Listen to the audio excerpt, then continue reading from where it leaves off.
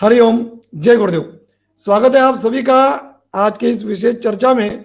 और हमारे साथ आज जुड़े हैं अजीत कुमार गुप्ता जी। चले उन्हीं के साथ फिर हम चर्चा को आगे बढ़ाए। हमारे आज के खास मेहमान आज के इस स्पेशल एपिसोड के तो ये है अजीत कुमार गुप्ता जी। स्वागत है अजीत जी आपका। बहुत हरिओम बहुत हरिओम स्वागत। मानव जी। हरिओम हरिओम। हरिओम। हरिओम। तो अभी जो पूज्य संत श्री आशाराम जी बापू पर आरोप लगे हैं, मतलब फैसला आ गया उनके खिलाफ, उम्र कैद की उनको सजा दी गई गुजरात केस में। तो अजीत जी, आप इस पर क्या कहेंगे? और आप कुछ सेवा कार्य के बारे में भी आज हमको, हमारे दर्शकों को जरूर बताइएगा। जी जी। बताइए बताइए। मेरा नाम अजीत कुमार गुप्ता है। जी मैं खलीलाबाद संत कबीर नगर उत्तर प्रदेश से। जी पहले तो मैं आपको बता दूं केस के बारे में। अभी हाल ही में 30 जनवरी को बापू को सेशन कोर्ट ने दोषी करार दिया और 31 जनवरी को उम्र कैद की सजा सुना दी। अब आप जी देखिए इसमें कितना बड़ा षड्यंत्र है। इसमें कितना बड़ा षड्यंत्र, अब आप बताइए। जो व्यक्ति जो व्यक्ति अपने पूरे जीवन काल में एक आरोप नहीं लगा, उस व्यक्ति पे 80 साल की उम्र में इतनी आरोपों की बौछार, तो इतनी आरोपों की बौछार। अब आप देखिए, अ, जो व्यक्ति 80 पूरा जीवन अपने सनातन धर्म के लिए खपा दिया और 80 वर्ष की उम्र में इतना बौछार, ये साफ साफ षड्यंत्र की बू आ रही है। और मुझे लगता है कि पूरे भारत के लोग, जो बुद्धिजीवी लोग हैं, वो इस चीज को जानते हैं लेकिन कहने से कतराते हैं। लेकिन मानव जी अब काम नहीं चलेगा। अब अपन को हर व्यक्ति को सच्चाई बतानी है। अभी आपने देखा होगा एक चैनल में IBC 24 में एक लेखिका थी, प्रोफेसर। जी उनका नाम था मधु किश्वर। उन्होंने जी शंकराचार्य जी के बारे में बताया, बाबा रामदेव के बारे में बताया, लास्ट में संत श्री आसाराम जी बापू का नाम लिया। उन्होंने कहा कि मैंने स्टडी की है।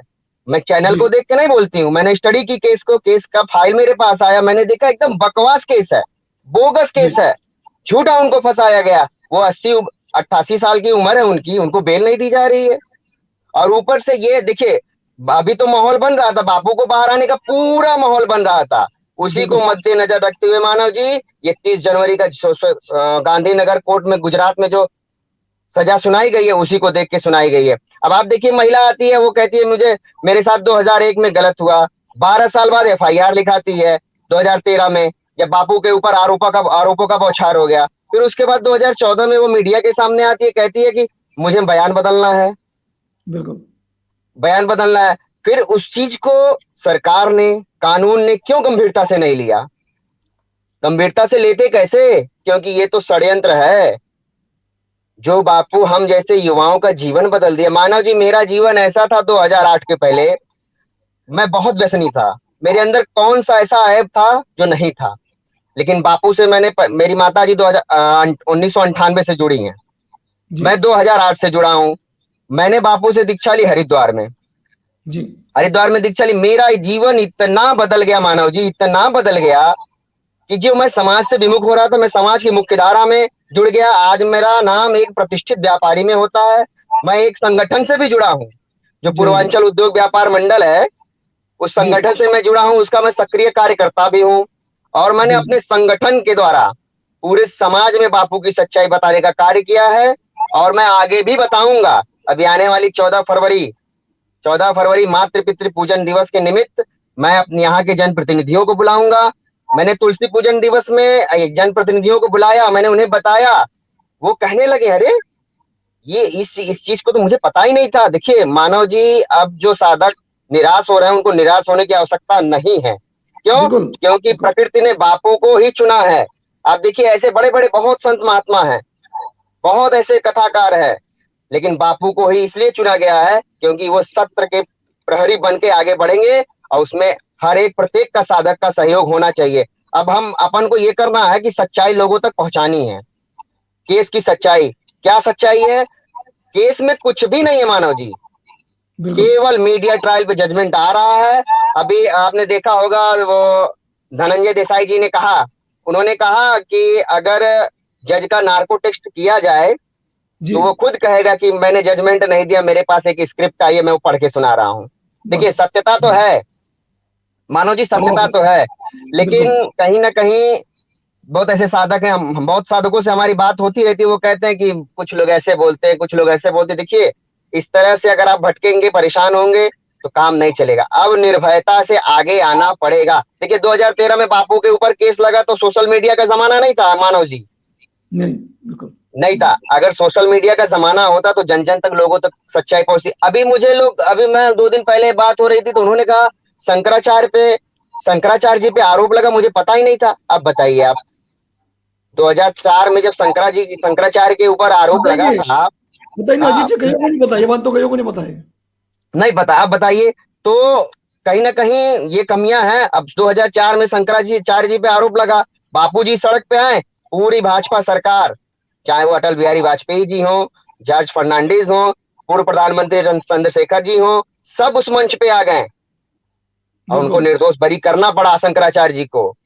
तो मैं अपने समाज के बुद्धिजीवियों से, राजनेताओं से कहूंगा कि आप सच्चाई को देखिए। मैं ये नहीं कह रहा कि आप बापू को सर्टिफिकेट दे दीजिए, लेकिन आप सच्चाई को जानिए कि सच्चाई क्या है।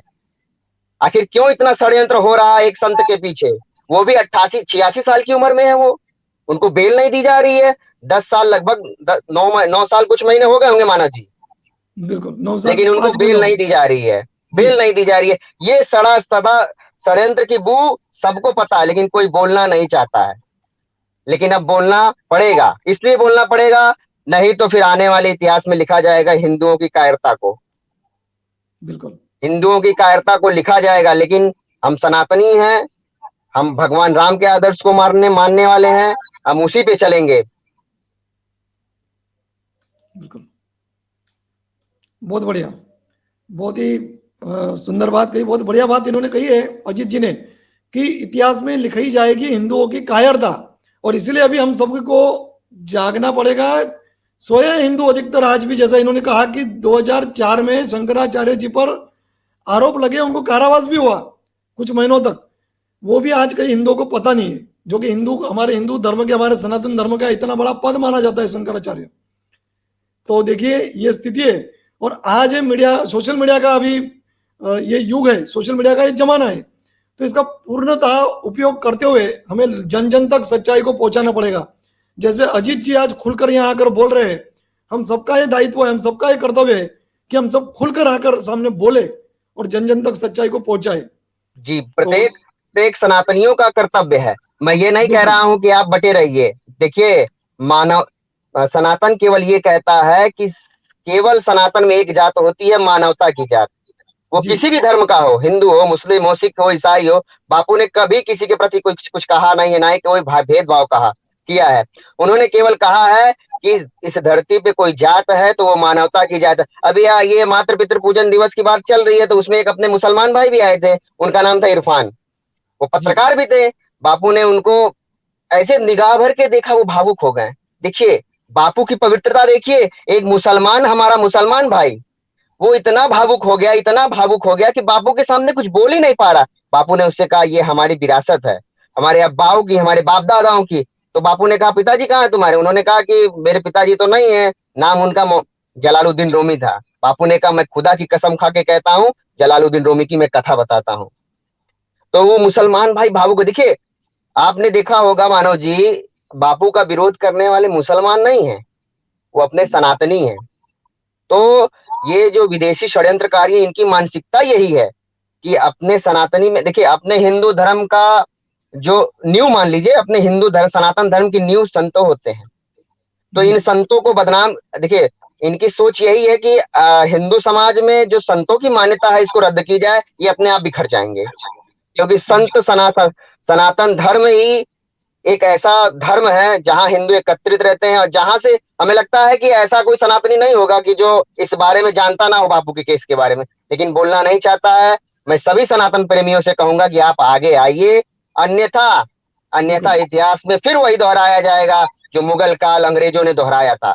आप इसको मत करिए, मत कहिए गलत। आप पहले स्टडी करिए केस। मैं नहीं कह रहा हूं कि आप तुरंत सर्टिफिकेट दे दीजिए, आप केस को स्टडी करिए। अभी एक हमारे महाराष्ट्र के भाई ने ये अपने चैनल पे उन्होंने डाला कि बापू को लोग गलत कह के अपनी धन्यता प्राप्त कर लेते हैं। आपने देखा जी, होगा मानव जी। आप जी, जी, बापू एक एक सत्संग में 85-85 हजार क्रिश्चियन को अपने घर वापसी कराई उन्होंने। तो आप बताइए, ऐसे संत के लिए अपना जीवन खपा दिया सनातन के लिए, हिंदुओं के लिए, आप उसके लिए दो शब्द नहीं बोल सकते? अरे मैं ये नहीं कह रहा हूं कि आप उनको सर्टिफिकेट दे दीजिए कि नहीं वो सही है, आप केस के बारे में बताइए ना।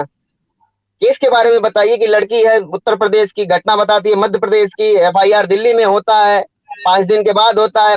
अच्छा, अभी केस की जानकारी हमने एक चैनल पे मतलब देखी, तो एक लोग बता भी रहे थे कि उसमें जो वो इन्वेस्टिगेशन जांच अधिकारी जो थी चंचल मिश्रा, उसने 13 तारीख से लेके 16 तारीख का कॉल डिटेल हटा दिया, जो बापू की सच्चाई को एकदम बयां करता है कि उस समय लड़की जी वहां थी ही नहीं। बापू सगाई के कार्यक्रम में थे, सगाई का फोटो कोर्ट में लगा है, वहां पे जो उपस्थित थे उनके बयान कोर्ट में लगे हुए हैं, एक सिरे से पूरे खारिज कर दिया जा रहा है। और हमारी तरफ से जब लड़की को दोबारा कोर्ट में बुलाया जा रहा है तो वो भी खारिज कर दिया जा रहा है। ये क्या है? ये एक षड्यंत्र है, एक षड्यंत्र है। अब इस सच्चाई को हम सभी सनातन प्रेमियों का दायित्व बनता है, कर्तव्य बनता है कि जो संत ने हमें दिया है। आज आप देख रहे हैं कि कितने लोग हिंदुत्व के लिए प्रखर हो रहे हैं, ये हमारे जी संतों का ही प्रयास है। आज जो हिंदुत्व के लिए प्रखरता हो रही है, आज जो सनातन के लिए बोला जा रहा है कि मुझे गर्व करो मैं सनातनी हूं, ये हमारे संतों की देन है। अगर संत ना होते तो ये हमें जगाने वाला कोई है नहीं मानव जी। तो मैं सबसे निवेदन करूंगा हाथ जोड़ के कि आप बापू के केस को पढ़िए, फिर उसके बाद जजमेंट करिए। अभी ये हमने देखा एक यूट्यूब चैनल पे ज्योति पांडे जी थी जी और एक अनूप जी थे, उन्होंने कहा, ज्योति पांडे जी ने कहा, उन्होंने कहा कि अपने हिंदुओं में ये कमी है कि वो बंद कमरे में न्यूज को देख के जजमेंट करते हैं। नहीं, ऐसा नहीं करिए। देखिए मीडिया, मैं मीडिया को भी दोष नहीं दूंगा कि अब क्या कहें उनको, सारी दुनिया जानती है मीडिया के बारे में, लेकिन आप बंद कमरे में न्यूज को मत देखिए, सच्चाई को जानिए उसके बाद। और हर प्रत्येक व्यक्ति का दायित्व होता है कि समाज में जन जन तक सच्चाई पहुंचाने का कार्य करे। बापू निर्दोष थे, निर्दोष हैं, निर्दोष रहेंगे। देखिए बापू एक ऐसे संत है, अभी बापू से जब यहाँ गिरफ्तारी हुई थी बापू को 2013 में, जी तो मैं एक साधक भाई लखनऊ हम गए थे, तो लखनऊ में गए तो बहुत साधक गुस्से में थे, ये कर देंगे वो कर देंगे, ऐसा कर देंगे, रेल रोक देंगे, ये कर देंगे वो कर देंगे। तो बापू का स्टेटमेंट आया, बापू ने कहा कि क्या चाहते हो तुम, जो जो तुम्हें मैंने ज्ञान दिया है उस ज्ञान का तुम अपमान करोगे, सड़क पे आओगे, अपने ही लोगों को कष्ट दोगे। अब देखिए बापू की महानता, जी बापू बिल्कुल निर्दोष है। अगर बापू एक बार आवाज दिए होते तो पूरे भारत में आंदोलन हो जाता, पूरा भारत बंद हो जाता, संसद पूरा घेरा जा सकता था। लेकिन बापू ने सब साफ शब्दों में बोल दिया। उन्होंने कहा कि नहीं, आप मेरे ज्ञान का अपमान नहीं करेंगे, अगर आपके द्वारा किसी को कष्ट होता है तो आप मेरे शिष्य नहीं हैं। बापू के कम शिष्य हैं, 8 करोड़ 10 करोड़ कम शिष्य होते हैं।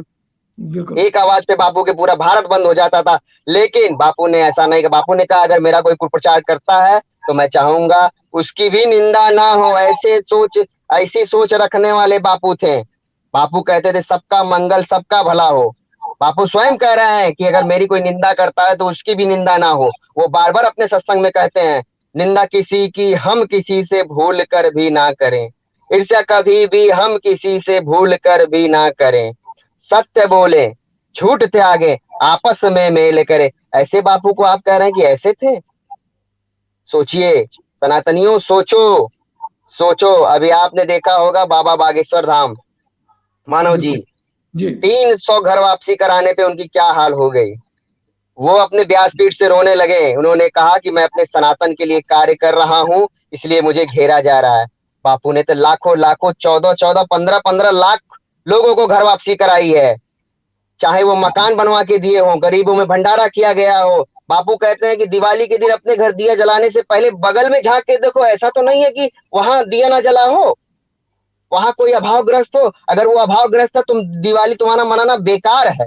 ऐसे ज्ञानी महापुरुष के लिए आप शब्द बोलते हैं। एक बार मैं सनातनियों से हाथ जोड़ के फिर कहता हूं कि आप सोचिए और समझिए इस षड्यंत्र को, नहीं तो फिर हिंदू धर्म बचने वाला नहीं है। अगर हिंदू धर्म को कोई बचा सकता है तो वो हमारे संत ही हैं। और जब संत सुरक्षित रहेंगे तो सनातन सुरक्षित रहेगा, सनातन सुरक्षित रहेगा तो पूरा विश्व सुरक्षित रहेगा। क्योंकि बापू ने संकल्प उठाया है कि भारत को विश्व मानव की पीड़ा हरने वाला बनाया जाएगा, और वो बन रहा है। आप देख रहे हो कि भारत का वर्चस्व कितना कायम हो रहा है। वो चाहे मोदी जी के रूप में हो, चाहे योगी जी के रूप में हो, किसी रूप में हो, बापू से आशीर्वाद लेके तो मोदी जी बने आज प्रधानमंत्री।